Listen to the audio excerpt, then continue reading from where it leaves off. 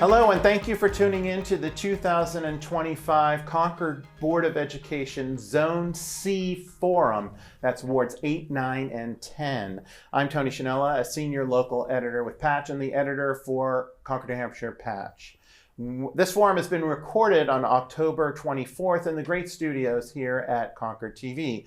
Before we get started, a quick huge thank you to the team here, the staff and volunteers. We had volunteers helping out, which was great. It's been about 10 years, I think, that we've been doing this combination of forums and or debates with Concord TV and Patch. And this way, I don't have to do it all myself, and we get to do a real community service. 2 years ago, we did 13. We promised never to do that again. And now we're at number 7. This is the last one. So I'm exceedingly grateful for the team here for helping us bring this information to you. In this segment, we're introducing you to 2 relatively new residents who are on the ballot on November 4th, running for the open seat in Zone C. And thank you for both running, because if nobody else had stepped up, they wouldn't be running. We have Alexander DuBois and Aaron Thompson. Normally, if there's a lady, we let her go first, or in the case of the mayor, since he was older than the lady, we let age before beauty that time. We flipped a coin this time, and Aaron won, so he gets to speak first. 1 minute opening statement, please. Good evening. My name is Dr. Aaron Thompson, and I'm running as a write-in candidate for Zone C on the Concord School Board. I'm a lifelong educator with nearly 20 years of experience as a teacher and as a coach. I hold a Doctor of Education in Educational Leadership from Southern New Hampshire University, and I currently teach as a college professor at Keene State College and New England College. But more importantly, I'm also a Concord parent. I have 3 children in the district, 1 student at Runlet Middle School, 1 student at Millbrook, and another student at Broken Ground. I've worked inside Runlet Middle School as a special education teacher, also as a basketball coach, and I've also served as a soccer coach and lacrosse coach at Concord High School. Moreover, I know firsthand the real challenges and the opportunities in our schools. The district is preparing to move forward with a $155 million project. That does not include what we'll pay in interest, which is going to be the largest in the state. This is at a time when taxpayers are already feeling the burden. We need leadership, and we need leadership that understands education from the inside and is willing to ask tough questions. I'm running to bring accountability, transparency, and common sense to the school board for students, families, and taxpayers alike. Thank you. Alex, Aaron had a little more than 1, so feel free to take a little bit more time. Hello everyone, my name is Alex DuBois and I'm proud to be your candidate for wards 8, 9, and 10 on the Concord Board of Education. Here's a little bit about me and why I'm running for this position. I've lived in Concord since 2020 with my wife Emily and our dog Lucy. I love this city and I always volunteer my time and give back to others, particularly to the children and to the disabled community. For my career, I'm a licensed special education teacher. I've been teaching and inspiring youth with disabilities for the last 7 years. I've worked in 2 out-of-district placements for students with intensive needs and challenging behaviors that could not be addressed in the public school district. I now work for a local public school in Derry. Throughout my career, I've advocated and at times fought for the needs of the children with various stakeholders. Through my and other professional effort, I have seen students make remarkable gains and, when necessary, changes. Being a special ed teacher, I'm used to working and collaborating with others as a team to determine the best possible outcomes for children. As your school board representative, I would be one of 9 members of a team listening to the various concerns of our community members. Some of the issues that I will be most passionate about as a board member include training and developing teachers to use research-based curriculum, making schools a safe place for all students through the use of mental health services, selecting a superintendent who best lives out the mission of the Concord School District, addressing the rising cost of transportation, and of course, preserving and strengthening special ed services for those who require them. Excellent, thank you. I don't think we've ever had, and I'm going to editorialize, 2 more qualified people running for the school board with all their degrees and everything else. So congratulations. The zone will be properly served by both of you. We've had great school board members, but your resumes are just really great. We're recording this forum the day after the SEIU 8 Board of Education voted 8-1 for a new middle school. Barbara Higgins, the longest-serving board member, voted no. So the question to both of you, and we'll go with Alex first. So while many residents are happy, others are not, especially with what some perceive as deceptive financial information being presented to the district. The $156 million school cost isn't the cost, it's actually the price tag. The cost is somewhere between $232 million and $285 million when interest is added in. There is no state aid, and it depends on how much of the $20 million in construction reserve funds are going to be used. If elected, what do you do, or what will you do, to build trust with residents who don't believe that the district is being honest with them, even though they may not show up to hearings? As an example, the board said, one of the board members said they only got 6 letters. I know for a fact on a thread on Nextdoor of residents, there were 24, at least, possibly 36 people who said they didn't want a new middle school. Those people didn't write letters. They didn't show up at the meeting, but they're on a posting board. I mean, it was clear to some. So you win. There's a lot of apprehension with this board. What do you do to fix that? So running for the board, I have met many constituents, some who have been not shy in expressing these concerns, and a lot of them are certainly valid. And really, it's all about being honest and being transparent. And as a new board member, I am looking to learn from those who have come before me and who have been on the board for a longer time. And that doesn't necessarily mean I'm going to be a rubber stamp and I'm going to copy whatever it is that the board has said or has done. I am going to think freely. I am going to carefully examine that budget and see what can be done, where we may be able to trim some things. I understand that I think it might have actually been you, Tony, who had said that the new middle school looks like a college campus, and perhaps it's beautiful. It's a beautiful drawing. Yeah, architects did a great job. Perhaps there are some things like maybe the outdoor classrooms, or I heard last night some concerns about some of the individual bathrooms that are coming in. There might be ways that we could look at this, because of course, the main issue here is that Runlet, as it stands right now, needs to be improved upon. It's not susceptible for our students of today. It's not fair to them that this is the school that we have, and I think that's something that we could all agree on at the end of the day. Thank you, Aaron. Same question. Yeah, I think one of the things that I pride myself on the most, beyond the doctoral degrees and everything else that I've earned academically, is I know the residents of Concord. As I mentioned before, I was a teacher at Runlet Middle School. I have several parents that I know. I was a special education teacher there. I worked directly with them on their IEPs. I've built those relationships. I've built that rapport. Also with coaching, I coach year-round in Concord, fall, winter, spring, basketball, lacrosse. And so I went out last weekend. I was knocking on doors. I spoke to nearly 50 people, and I built connections with them, and I built honesty and rapport with them as well. So I have no problem continuing to build those relationships in our community if I'm elected. Thank you.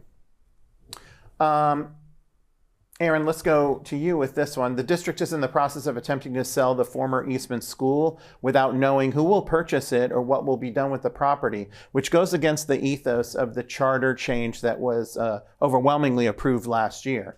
That residents wanted to have a plan brought before voters before the sale was approved by voters, which is actually the standard in SB2 communities in New Hampshire. That's not what they're doing, however. Where do you stand on that issue, and what will you do differently if you're elected? So just to be clear, I'm 100% against it. If you look at the history of buildings that have previously sold in Concord, for example, the media building, I think it was assessed at $2.3 million. That's not what Concord got for it. I think it was to the tune of $900,000. So looking at the history of buildings that we previously sold, I'm adamantly against it. And to answer your question, instead of just trying to find short-term solutions, I believe in finding long-term solutions instead. Thank you. Alex, same question. Could you say the question for me? Oh, sure. Just the sale. So the charter changed last year with voters. The school district used to be able to just sell the property however it wanted to. Now they have to go before the board to get approval to sell the property. Eastman School has been, the Boys and Girls Clubs have been renting it. They put it on the ballot to get permission to sell it, but no one knows who it's going to be sold to. And the concept by the people who put the charter question up was, we want the developer to come in, we want a plan, and then we want to be able to vote up or down on the plan, which is what happens everywhere else in the state. Instead, the board is putting it on the ballot to just have an up or down vote to sell it. And I do respect the language of the charter amendment. I respect that the people of Concord did vote on that charter amendment. Obviously, representing the will of the people is my top priority as their school board representative. I am personally in favor of the sale of the Eastman School, but there should be more details and there should be more transparency involved with it. I would like to say one more thing. That is a very historic building in our community, and I would hate for somebody that we do not know who is purchasing it to purchase it and tear it down. I think that would be very disheartening to a lot of the people in the community if that building was torn down. I think, and I'll be fair to, let me be critical of the ballot question people. A lot of them are NIMBY people. That's true. A lot of them didn't want, acres of woodlands because knocked down for a new middle school on the east side because of owls. So, I mean, we can have back and forth. We've torn down enough. I understand what you're saying. We've torn down enough historic buildings.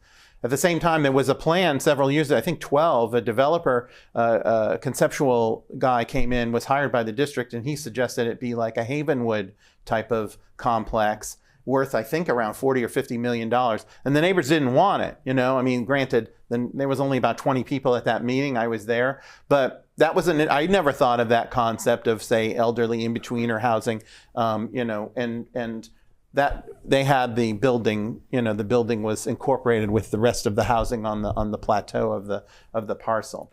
Yeah, again, but every building that we've sold, we have not received what it was worth. Alex, let's go to you. By all accounts, the late school superintendent Kathleen Murphy was respected and admired during her time here. God rest your soul, Kathleen. You were just awesome, and you came in at a really difficult time for the district. She enjoyed her work here in Concord. Give us 3 traits that you'll be looking for in a new superintendent if you're elected and you're part of the hiring process. Sure. I have 3 adjectives to describe my ideal superintendent, and they all start with I. The first is informed. I want to make sure that they are informed about the will of everyone, the constituents, and then the faculty, the teachers, and of course the families involved. There's also innovative, as I mentioned earlier, working with research-based curriculum, getting those, meeting those state standards, improving standardized test scores in the district. And then finally, inclusive, me being a special educator, I am a big proponent of the philosophy of inclusion for all and meeting needs everywhere. And I would love to have a superintendent who embodies that as well. Excellent. Thank you very much. Aaron. The first one is open-minded. To hear perspectives from both sides. Next one is visibility. I want somebody that's going to be out in the schools. I don't want somebody that's going to live in the office at the SAU building. And I want somebody that's passionate, that truly loves and cares this community and the students that go to the schools here. Thank you. Aaron, let's go to you. I want to go back to the middle school for a second and then talk about deceptive numbers again. One of the bad things about this whole entire argument is the district hasn't really been honest about what this is really going to cost everyone. According to the data that I've seen, the rough estimates of the cost of offsetting the price tag, even if it's on the low end, of with the interest payments, 4.5%, using all of the reserves or not, it's going to be somewhere in the neighborhood of a $7 to $9 million property tax increase in year 1. That's on top of the 115 million budget every year. That's about 14 to 18%. Now that is only 15 years. I said only, that's in quotes. It's only 15 years, and then the $3 million that's currently being used for the elementary schools could be used for that. So we should see some amount of drop later. There's no state aid, as we said before, but the community's either going to have to be asked to pay a 14 to 18% tax increase immediately, or the district is going to have to cut things. Do you have any ideas, or name 3 things that you would consider cutting right now on what you know, even though you're not there, to kind of balance out this huge tax increase that's going to happen? Yeah, so I want to address your question in 2 parts. The first one is acknowledging, yes, it is deceptive. The numbers that we've seen have been based on a 4% interest rate. However, the city solicitor has mentioned this before, that it's probably going to be more like 5 to 6% interest. If you look at the way that they did the math, I tried to get to the number that they were showing last night at the meeting.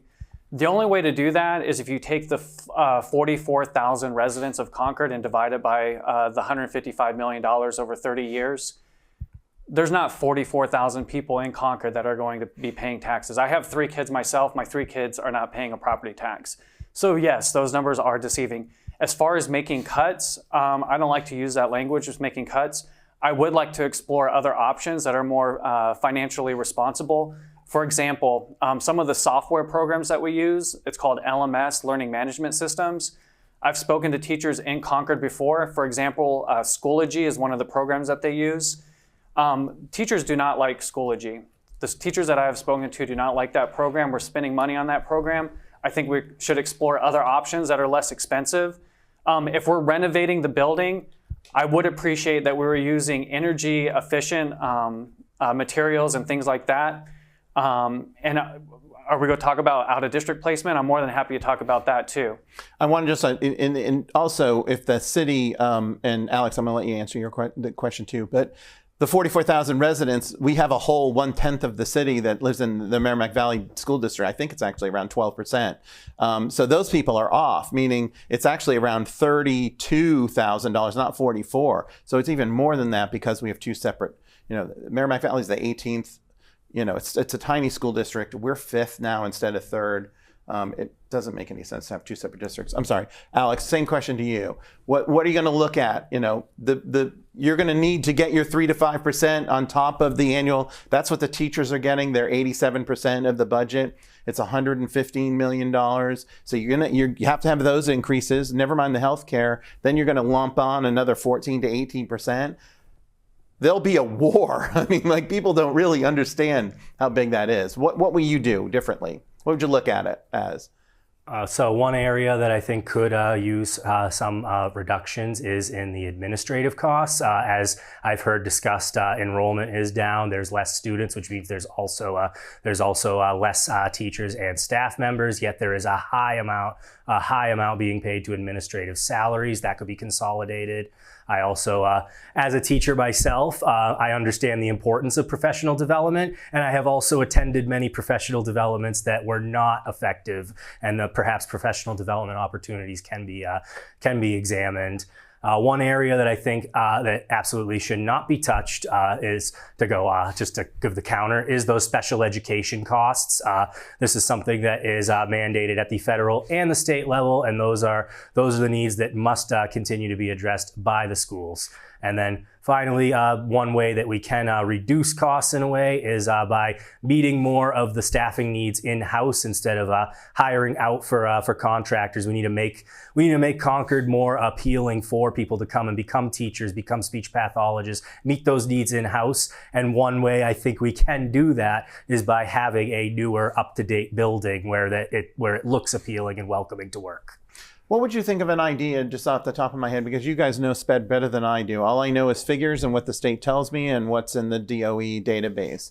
Has anybody ever looked at going to each district and saying, how many kids do you need? How many kids do you have that qualify? We know that because you get a little bit of a stipend. Each district gets we're at 38 fewer this year, which is part of the reason why we're short money. But if you have to do an out-of-district placement for a child that costs $100,000 a year, that really all those kids should be paid for first, and then the adequacy aid is handed out, right? Because a town like, say, Dunbarton, Dunbarton Bow, that doesn't really count, but all right, Hopkinton, if they have 10 kids in wheelchairs who have out-of-district placements, that's $1 million. You basically are saying you have to spend $1 million for 10 kids when that $1 million would go to educate 100 regular kids. It really isn't fair to make the city or town, pay it all. It really should be a separate, line item that's dealt with on, for whatever reason, the costs are dealt with, and then that's off the boards, right? I mean, Yeah, has anybody ever done that? I would like to answer first, if you don't mind. Sure, jump in. And you used a great example with the wheelchair, but think about somebody that's hard of hearing who's deaf, right? If we spend $100,000 to send that student to an out-of-district placement, I would prefer that we hire somebody here in Concord to be at our schools to teach sign language, right? Maybe even start a sign language class or a sign language club where students can be actively involved. And I think that itself promotes diversity, equity, and inclusion, because you're not getting rid of them. You're allowing them to stay, and you're providing those services for them. I believe it would be less expensive to hire a teacher that can sign compared to sending them $100,000 to an out-of-district placement. I know the districts do that. They figure out ways to put several kids with one specialist. So go ahead and answer the question, Alex. As someone who's worked in out-of-district placements myself, I will advocate and I will argue for their necessity. The students who I have worked with in my time who were sent to such placements, they had intensive needs. They had severe, challenging behaviors that the public schools were not able to address due to staffing issues. They need one-to-one staffing, and we have here in Concord, there's trouble just filling teacher positions. So getting those one-to-ones, that is a whole other area that is often actually forgotten about. So I really am a big proponent for these out-of-district placements with my background, and I know that from experience, from being in meetings with students that are sent there, hearing district perspectives, it's something that they don't do without high expectations, without accountability, and without transparency. So very quickly, it really should be, in your mind, it's successful, it's worth the money. It should really be taken out of the ordinary adequacy line item, though, right? Shouldn't the state take care of all of those kids who need to be placed in out-of-district placement and then pay for all the other kids? And so that say a town like Hopkins doesn't get stuck paying $1 million for 10 kids to be placed, where the adequacy is what, $2,700 for a sped kid? I mean, that really isn't fair, right? And part of that with the state, that just goes back to just the current legislature, the current government in the state. Yeah, but it's been this way forever. We've never done it where we take out all of the out-of-district placements and pay for them first. That's been, Democrats have controlled the governor's office in the legislature, and they haven't done that either. I mean, is it a good idea or not? You're advocating it's a good idea to have kids in out-of-district placement, so it's probably best to pay for them first, right? Well, what I said was that if a student is even being discussed for an out-of-district placement, that it is something that has been, they've tried everything that they have in district. There's no options left. It's not a go-to option, but when it is done, it's done because they feel that it's like what they need. It's what's necessary. Excellent, thank you, Alex. I would like to reply. Sure, no, go ahead, if real I quick. have a minute. Take 15, okay? You had mentioned that we don't have the resources here to meet the needs of the students, and I do somewhat agree with that. And that's why I believe in investing in our teachers. It is important that we make repairs to buildings and we're financially responsible when it comes to those decisions. But paraprofessionals, assistant teachers, they can go to McDonald's and make more money than what we're paying them, right? So it is very hard for us to find those paraprofessionals and one-on-ones to work with those students that have challenging behaviors.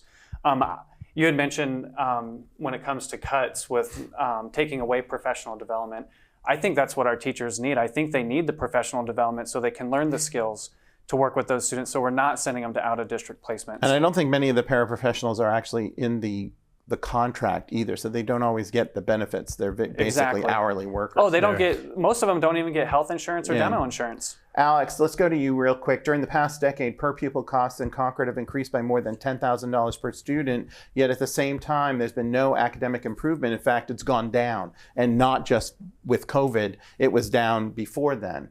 Concord's declined in every national and state ranking during the past, let's see, how long have I been a journalist here? 14 or 15 years. We used to be one of the top school districts. Now we're in the middle. What should the district be doing differently to improve student outcomes, considering how much money that we're spending per student?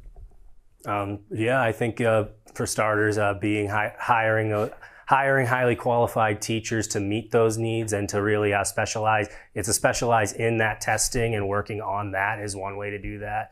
I think I think I didn't mean to say that professional development is not important. We're looking. It was in fairness to you. Yes, it was a what are you going to whack question, right? And like I mentioned with my background, that is something that there have been times where I say, what am I doing here? How does this help me? And Sure. it's being paid for. Yep. What else can be done for a student to improve student outcomes other than just hiring really good teachers? Well, it's also, and this has been explored before, is we're not teaching to the test, we're teaching around the test, and then really just focusing on where the gaps are, finding those gaps, and then honing in on them is another way to improve achievement as well. Thank you. Same question to you. Yeah, so I'll share a personal story with you. I'm not going to mention any names, but I was speaking to a special education director here in Concord School District, and there was a job opening for a special education position here in Concord. And I recommended somebody that was highly qualified, that had several years of experience, several degrees, several years working with students that have disabilities. And I was told that we could not hire them because they were going to come in beyond step 5. They had more than 5 years of experience. I think that's a paradigm that needs to shift. I think we need to get the best teachers that are possibly available to work in our Concord schools, regardless of what step they're coming in at. We're just about out of time. Aaron, let's go to the other part of it. Even though there's been academic improvements have declined and we're spending so much money, what do you think the district is doing well right now? Take 30 seconds.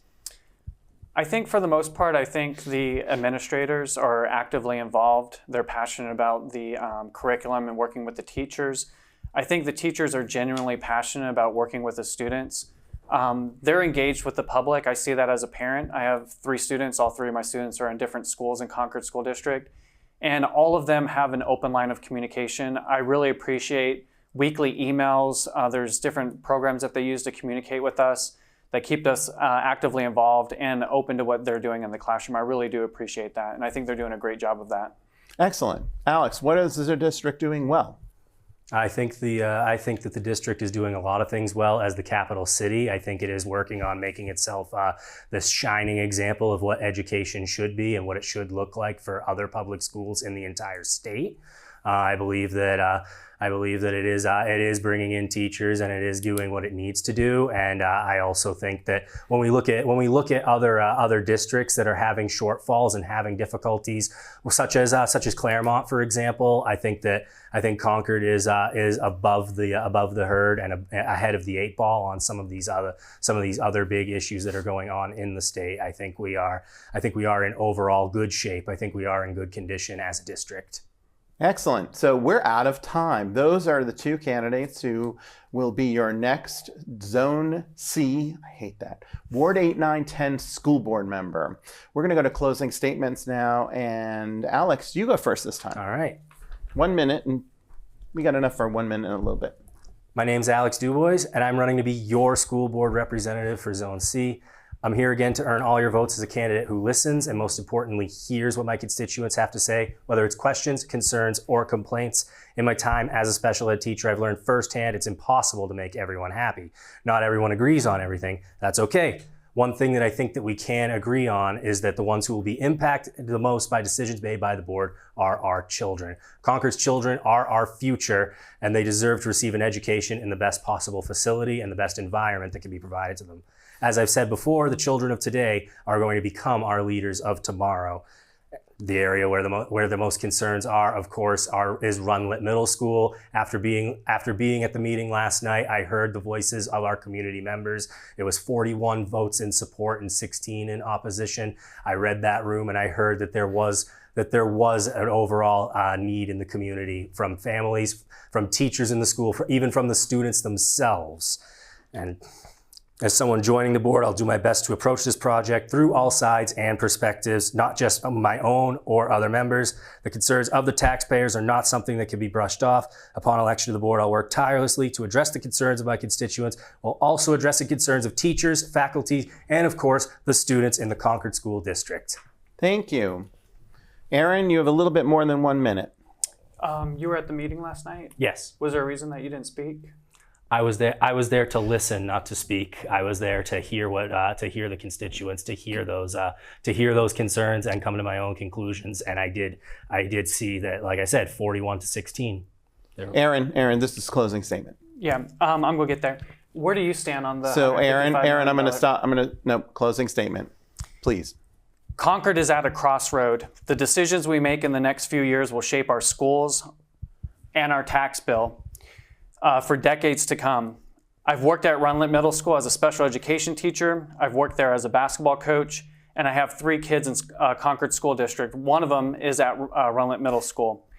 I know what's happening inside these schools because I live in it every day as a parent, an educator, and as a taxpayer. We're facing the largest school construction project in New Hampshire's history. At the same time, the district is struggling with a budget shortfall.